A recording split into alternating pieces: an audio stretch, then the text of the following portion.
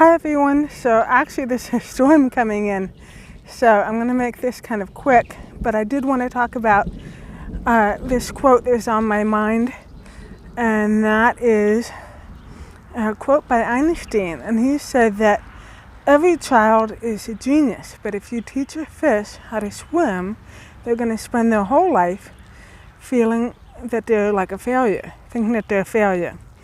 And this was on my heart because this is something that I've struggled with a lot. Growing up, I was mainstreamed when I was in kindergarten, and I had, what they refer to as an ALDI, an assistive listening device, for any of those who have used that. But I grew up in the 80s, early 90s. I was so, the technology wasn't like what it is today. See the box, probably about that size or a little bigger, that attached to my hip. And then they were attached, and it was in a loop around my neck. And obviously it was very obvious, and being the only one kid that was mainstreamed that had hearing loss, the only kid that I knew that had hearing loss was very noticeable. So I did get bullied for it. And as a result of that, I ended up being homeschooled for a few years, from 4th grade through 8th grade, and then went back to school, public school, as a high school freshman. And at that point I decided no IEP, no assistance of any kind. I didn't want to do speech therapy. I didn't want to have any assistive listening devices or anything that would make it obvious that I had hearing loss. I used to wear my hair down all the time to hide my hearing aids, or if I did have it back, it was conveniently covering my ears. And I didn't understand the concept of listening fatigue, and that was something that I ended up struggling with, and it really hurt me when I went to chiropractic school, because I didn't understand how having to listen and concentrate so hard and fill in the blanks for all those words that I didn't quite hear, or that I didn't, that I missed altogether, hurt me, and how it affected me. And I need to look at lips to really understand what people are saying. If I concentrate hard enough, then I can get it sometimes. But especially if I'm writing notes, man, comprehension goes way down. Like I'll be right up here when I'm looking at someone's face and looking at their lips as far as understanding them.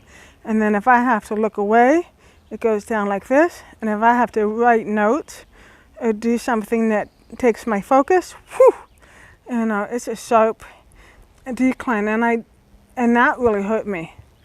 And I ended up not doing very well in school because of that, and having to repeat classes because my notes would, I'd have a whole bunch of half-finished sentences for my notes, and obviously you can't really study from that, but I couldn't keep up, and I was too ashamed of my hearing loss, even though I had no reason to be ashamed of my hearing loss, to speak up and say, hey, I didn't catch that. I didn't understand what was being said. I don't have all the notes that I need. And it hurt me. And there's a lot of kids that are still struggling with this, that are trying to hide their hearing loss, or if they have a learning disability or any other issue, they're hiding it because they have a sense of shame, and then they don't feel smart. I didn't feel smart. I mean, I'm a doctor, I'm a chiropractor, and I did not feel smart. Because I was always having to repeat classes, and it was really, persistence and just gritting it out that got me through, and be willing to just try again. But smartness, there's so many different instances of smartness, and you can be book smart and not be smart, street smart. You can have, what they call EQ, the emotional equivalent.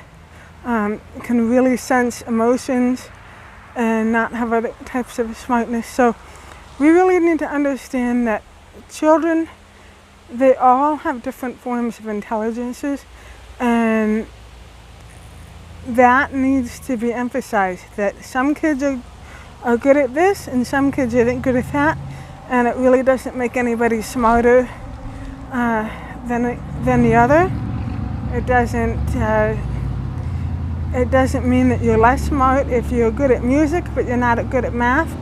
It doesn't, if you are a compassionate person and can read people's emotions very well and connect with people, that doesn't mean that you are not as smart as somebody that is very bookish or somewhat nerdy. Each child has their own strengths, and we really need to work on prioritizing that and letting every child know.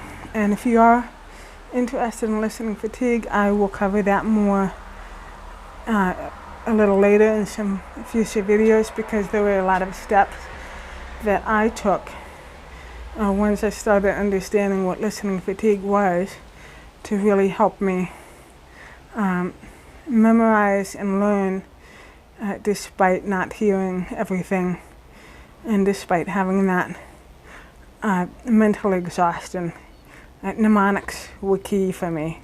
That was what really got me through all of my chiropractic boards, was learning mnemonics, learning to take time, give myself a break, give my brain a rest is also important. But I'll cover more of that in a future video. But I just wanted to talk about that for a few minutes. And once again, if anybody's interested, please, if there's a topic that you want me to cover, let me know. Give me a comment. Like and subscribe if you're interested in this. And I will also be putting the link to my Facebook group in the description, so make sure to check that out. Okay, bye.